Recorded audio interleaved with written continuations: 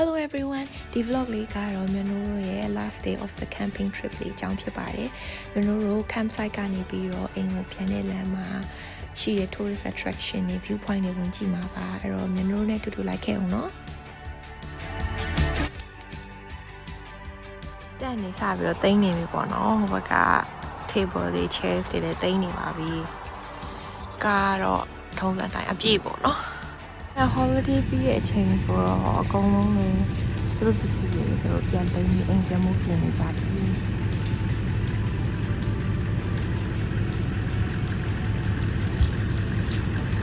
တော့လည်းအခုထန်ကိုစပြီးတော့ခောက်နေပြီပေါ့နော်ပစ္စည်းအကုန်လုံးကတော့ကားပေါ်ရောက်ပြီးပါပြီအခုဆိုရင်တော့တန်သိမ်းပြီးပြီဖြစ်ပါတယ်ပဲအခုတန်သိမ်းပြီးမှမိုးပွဲလေးကြာလာရင်ကွက်တီပဲစောနာတန်သိမ်းနေတော့မိုးရွာရင်တော့ဒုက္ခပဲဆိုပြီးတော့ပြောနေရတော့တန်တန်ကမ်ကနေနှွေးလာတဲ့ banana muffin လေးကိုကားပေါ်မှာ lake ဘေးမှာရပ်ပြီးတော့စားမှာဖြစ်ပါတယ်အခုကတော့ Marine Bula Lake ကိုရောက်နေတာဖြစ်ပါတယ်camp နေကနေပြီးတော့9မိနစ်လောက်ပဲပေါ့နော်တော့ lake ဘေးပတ်လည်မှာဒီလိုမျိုးလေးလမ်းလျှောက်လို့ရအောင်ဆိုပြီးတော့ walk way လေးထားပြီးတော့ပေါ့နော်အဲ့ဒါကိုလာပြီးတော့လမ်းလျှောက်တာဖြစ်ပါတယ်အခုတော့နေလေးထွက်လာပြီးတော့အရန်လမ်းလျှောက်တော့ကောင်းပါပြီစောနာတော့ကနေမထွက်တော့လေးလေးတိုက်တော့အရန်အေးရ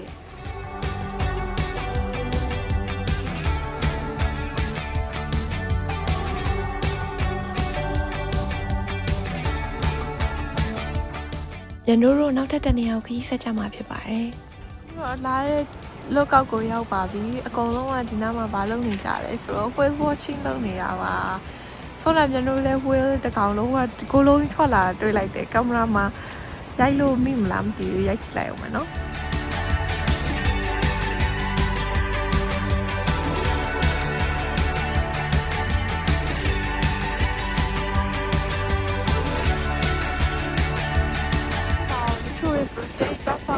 သွားထိုင်မကြည့်နေကြတယ်ဘယ်လိုမသွားရဘူးကြောက်မှကြောက်လို့အချစ်လောကကိုရောက်ပါပြီရှင်ကြောက်ဆောင်လေးတွေနဲ့ဒီဆိုင်လေးတွေနဲ့ပါ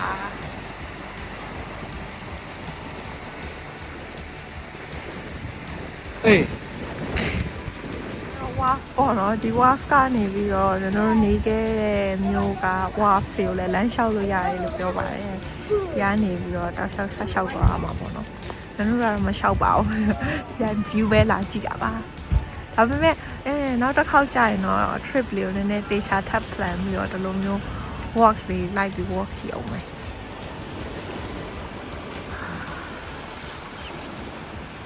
ဒီလိုငါးတွေအများကြီးလာများကြတယ်ဆောနာဆိုရှင်ဘိုင်းဖုန်းလုပ်ဖို့ကြည့်ရင်းနဲ့လို့လည်းတွေ့ခဲ့တယ်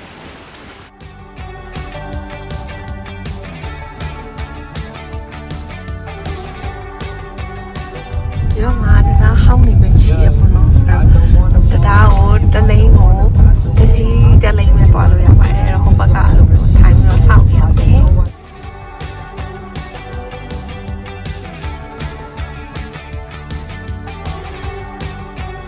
အခုကနေ့လေကစားဖို့ရှားကြမှာပါဒီမှာ public holiday ဆိုဆိုင်ရင်တော်တော်များများပိတ်တယ်ပေါ့နော်အဲ့တော့ဘာစားစရာများရှာလို့ရမလဲလို့တယောက်ဆင်းပြီးတော့မြို့ထဲမှာလမ်းလျှောက်ကြည့်ကြပါမယ်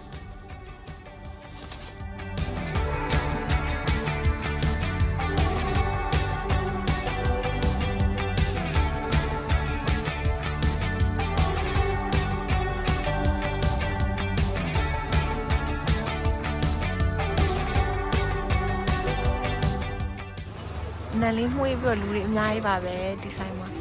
ဘာရလဲကြည့်လိုက်ပါမယ်ဒါတော့သူ့ရဲ့ lunch menu ပေါ့နော်ကြည့်ရအရင်မဆိုးလားလို့ restaurant ကနေပြီးတော့ဒီလိုမျိုးယူရင်းလမ်းမြင်နေရတယ်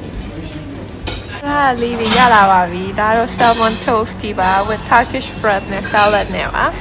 ဒါတော့ chicken schnitzel ရဲ့ chips ရဲ့ salad ရဲ့ပါစားကြပါမယ်ရှင်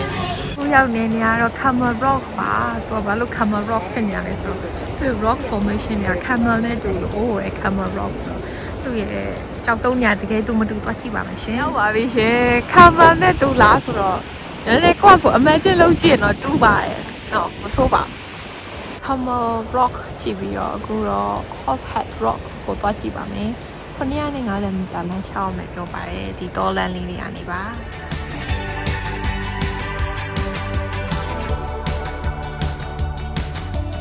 သွားနေတဲ့လမ်းမှာဒီဟာလေးကိုသူက Gorilla Rock လို့ခေါ်တယ်တဲ့ကြည့်နေနေတော့မဆိုးပါဘူး Gorilla ရုပ်တော့ထွက်လာတယ်ခုတော့မြန်တို့တကယ်ကြည့်ဖို့လာတဲ့ Hot Rock ကိုဆက်ပြီးတော့သွားကြပါမယ်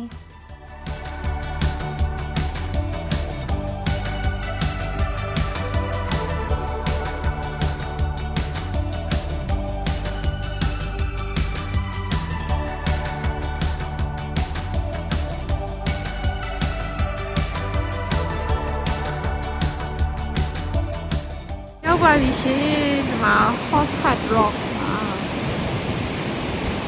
ဆိုတော့မဆိုဘူးတော့တူတယ်နော်ဒီ rock ကိုကြည့်ပါဦးတစ်ဖက်တစ်ချက်နှစ်ဖက်လုံးရေနေနေ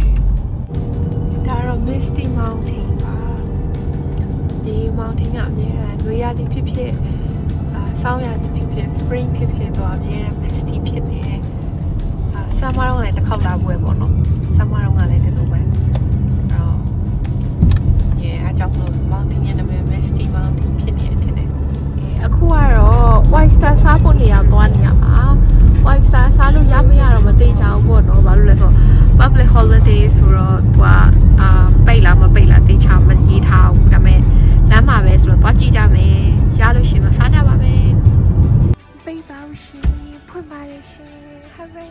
စားချင်တာတော့ White Star ပါ။ဖွင့်ပြီးသားဆိုရင်20တဲ့။ကွာကိုဖွင့်ရမယ်ဆို16တဲ့။ဖွင့်ပြီးသား White Star လေးပဲဝယ်လိုက်ပါတယ်ရှင်။ဒါတော့ Australia Rock ကိုသွားတဲ့လမ်းမှာပေါ့နော်။ဒီလိုတရလေးလမ်းလျှောက်ရတဲ့နေရာလေးတွေ့လို့လမ်းလျှောက်ပြီးတော့White Star လေးစားဖို့နေရာရှာမယ်။ဒါဆိုတော့ထိုင်ဖို့နေရာလေးရှာတွေ့ပါပြီ။ view လေးနဲ့ကောင်းကောင်းလေးထိုင်ကြည့်ပြီးတော့စားပါမယ်ရှင်။ကိုရင်စားပါမယ်ရှင်။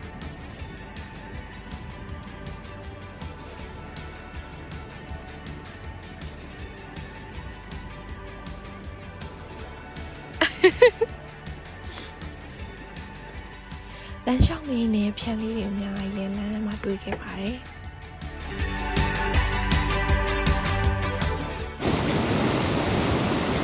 ဟိုကတော့ဆောနာရနော်လမ်းလျှောက်ခဲ့တဲ့နေရာမှာကျွန်တော်တို့အခုရောက်နေတာတော့ Australia Rock ဖြစ်ပါတယ်။သူကအဲ့ rock အလေးရဲ့ပေါက်ကလေးက Australia continent နဲ့တူတယ်ဆိုနာမည်ကြီးတာပါ။ခုတော့ camping အနိုင်တစ်ဝိုက်မှာရှိရဲလေတွေနဲ့အကုန်လုံးလည်းပြောပါပြီ။နှစ်ညအိတ်3ရက် camping trip လေးဒီမှာပြီးပါပြီရှင်။ခုတော့အိမ်ပြန်နေပါပြီ။ Bye bye